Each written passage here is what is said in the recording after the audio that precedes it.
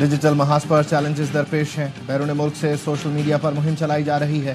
اسلام آباد پر چڑھائی کی گئی۔ سوشل میڈیا پر حقائق مسخ کر کے پاکستان کے خلاف جھوٹ پھیلایا جا رہا ہے۔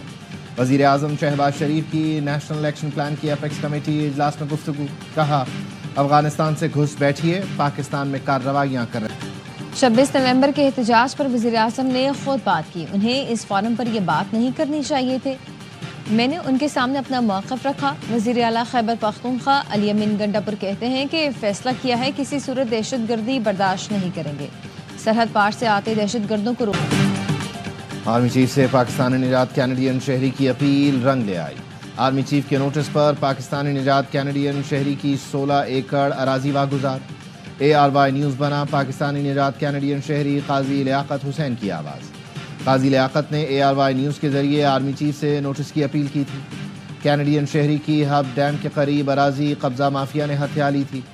قاضی لیاقت حسین کہتے ہیں میری اراضی واگزار ہوئی، سمندر پار پاکستانیوں کو حوصلہ ملا۔ نارتھ امریکہ میں مقیم پاکستانی آرمی چیف کے کردار سے خوش ہوئے۔ جنرل عاصم منیر کا شکریہ۔ قبضہ مافیا اب بھی دھمکیاں دے رہا ہے، پولیس نوٹس لے۔ D8 ممالک سے تجارت درآمدی اشیاء کی قیمتیں کم ہونے کا امکان۔ درآمدی آئٹمز میں کھانے پینے اور روزمرہ کے استعمال کی اشیاء شامل۔ FBR کا کہنا ہے پاکستان میں 7 ملکوں سے کم ڈیوٹی پر اشیاء درآمد کی جا سکیں گی۔ کم امپورٹ ڈیوٹی کے فیصلے سے مصنوعات کی قیمتیں کم ہونے کا امکان ہے۔ چیئرمین انٹر بورڈ کراچی امیر قادری عہدے سے فارغ۔ طلباء کے احتجاج پر وزیر اعلیٰ سندھ نے ہٹا دیا۔ چیئرمین میٹرک بورڈ شرف علی شاہ کو انٹر بورڈ کا اضافی چارج دے دیا گیا۔ انٹرمیڈیٹ کے متنازع نتائج کے خلاف طلباء کا انٹر بورڈ آفس کے باہر احتجاج۔ نتائج پر نظر ثانی کا مطالبہ۔ محمود اچکزئی نے حکومت PTI مذاکرات پر سوال اٹھا دیے۔ کہا میری دوست بتائیں جس سے مذاکرات کر رہے ہیں کیا وہ جائز حکومت ہے؟ دعا کریں کہ مذاکرات کامیاب ہوں، لیکن ایسے تو دعا بھی قبول نہیں ہوتی۔ شہباز شریف ہمارے دوست ہیں مگر وہ تو مشرف کے وزیر اعظم بننے کے لیے بھی تیار تھے۔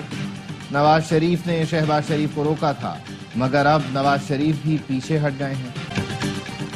شہباز شریف نے 3 بار وزارت عظمیٰ کی پیشکش ٹھکرائی۔ محمود اچکزئی گواہ ہیں۔ شہباز شریف نے ہر بار بھائی سے بے وفائی سے انکار کیا۔ اچکزئی جیسے سینئر سیاستدان سے ایسی گفتگو کی توقع نہیں تھی۔ سینئر وزیر پنجاب مریم اورنگزیب کا محمود اچکزئی کے بیان پر رد عمل، کہتی ہیں شریف خاندان کی وفا کی اقدار نبھانے کی روایت دنیا کے لیے مثال ہے۔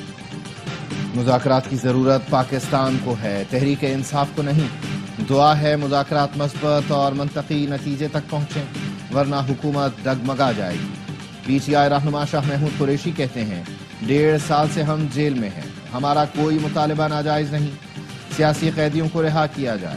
یاسمین راشد نے کہا ہمارا مطالبہ صرف سیاسی قیدیوں کی رہائی ہے، انسانی حقوق کی پامالی کا اب کوئی حساب نہیں رہا۔ امید ہے سیاستدان اکٹھے ہوئے ہیں تو سمجھداری کی بات کریں گے۔